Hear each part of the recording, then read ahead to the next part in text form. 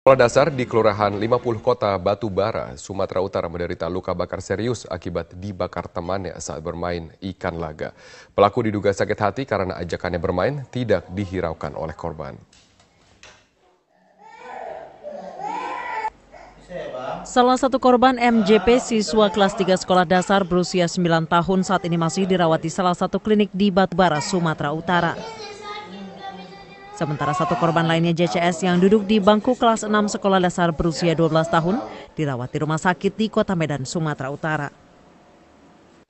Menurut pengakuan korban MJP, luka bakar yang dialaminya karena dibakar oleh teman bermainnya berinisial JS yang juga siswa sekolah dasar yang sama.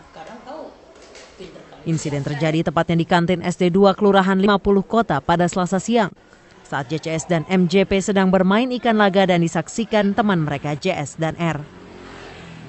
Ketika JCS dan MJP sedang asik bermain, pelaku JS merasa tidak dihiraukan oleh korban.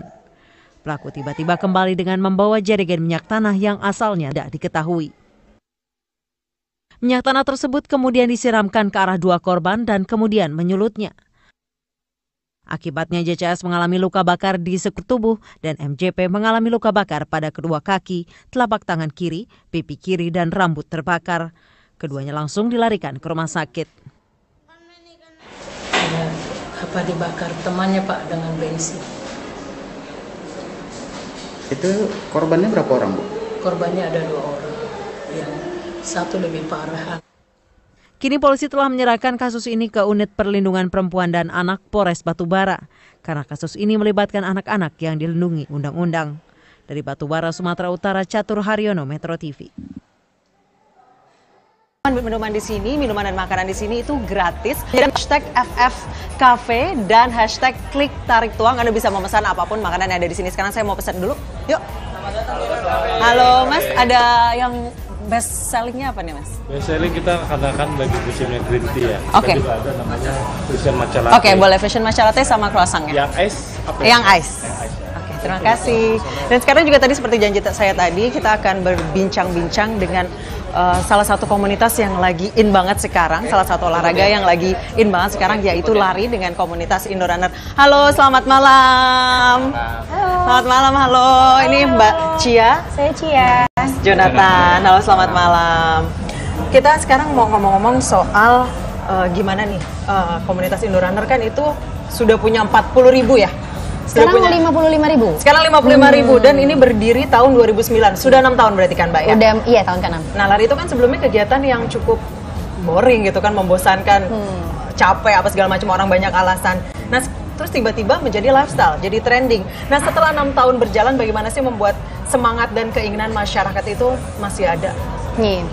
Jadi kalau boleh cerita sejarahnya, Indorunner awalnya cuma 5 orang. Terus jadi 49 orang, sekarang ke 55.000. Kita dari yang cuma di Jakarta sekarang udah 37 regional dari Aceh sampai Papua. Wah, ini inovasi-inovasi apa aja nih yang bikin orang tetap ingin lari gitu, tetap jadi lari itu jadi tren, jadi lifestyle. Ini kuncinya Mbak. Jadi kita nggak cuma komunitas, tapi kita udah jadi movement. Yaitu inovasinya adalah dengan acara rutin kayak lari ini, terus kami juga punya training camp namanya University. Jadi orang tuh eager untuk oh iya ya, gue harus lebih baik lagi nih. Let's innovate ourselves. Gitu. Lalu seperti color run, water run, seperti itu ya. Oke, saya nunggu nih pesanan saya datang. Nah, ini dia.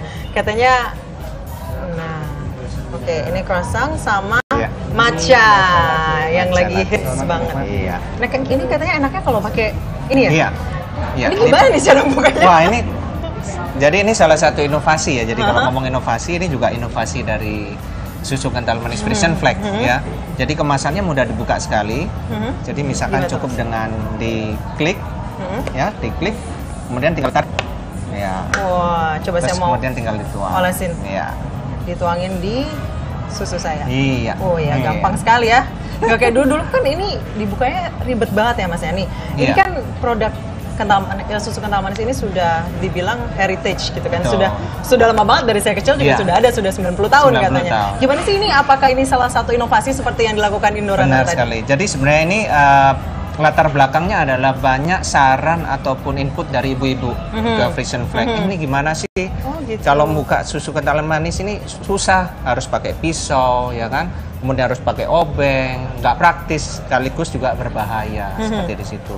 Sehingga akhirnya kita keluar dengan namanya kemasan mudah dibuka, tinggal klik, tarik, tuang. Sudah tinggal menikmatin, lebih praktis, lebih aman. Jadi anak-anak nggak kena ini ya, bagian tajamnya seperti itu. Oke. Mungkin ini inovasi tadi kan diambil dari berbagai saran-saran dari pendengar gitu, dari customer. Mungkin seperti Indorunner juga gitu kan, dari anggota-anggotanya mungkin juga ada inovasi-inovasi seperti itu. Oh iya, iya jelas Mbak.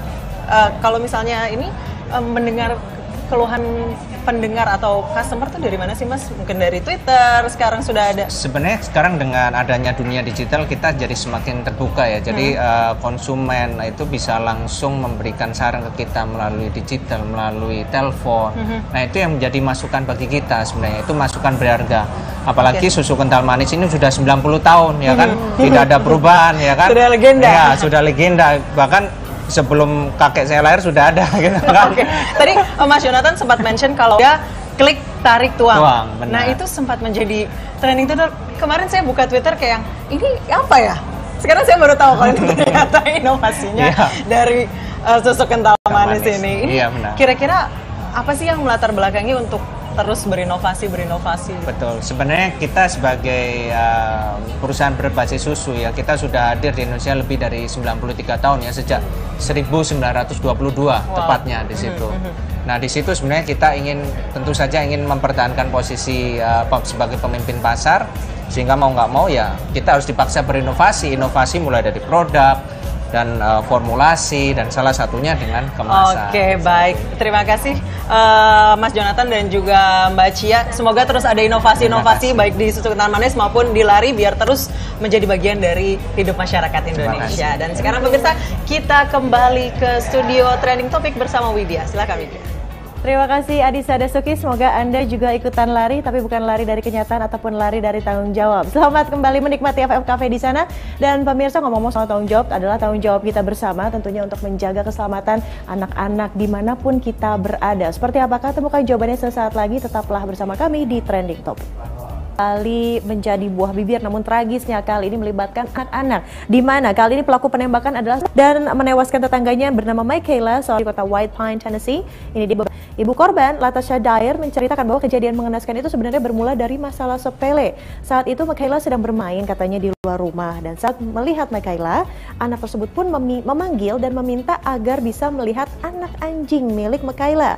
Dan saat Michaela menolak permintaan itu, anak tersebut pun menembaknya di bagian dada. Terkininya untuk Anda.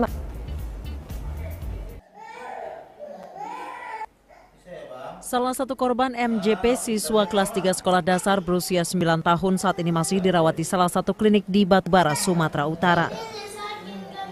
Sementara satu korban lainnya, JCS, yang duduk di bangku kelas 6 sekolah dasar berusia 12 tahun, dirawat di rumah sakit di Kota Medan, Sumatera Utara. Menurut pengakuan korban MJP, luka bakar yang dialaminya karena dibakar oleh teman bermainnya berinisial JS yang juga siswa sekolah dasar yang sama.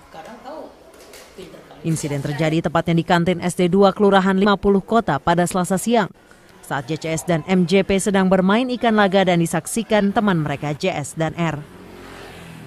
Ketika JCS dan MJP sedang asik bermain, pelaku JS merasa tidak dihiraukan oleh korban.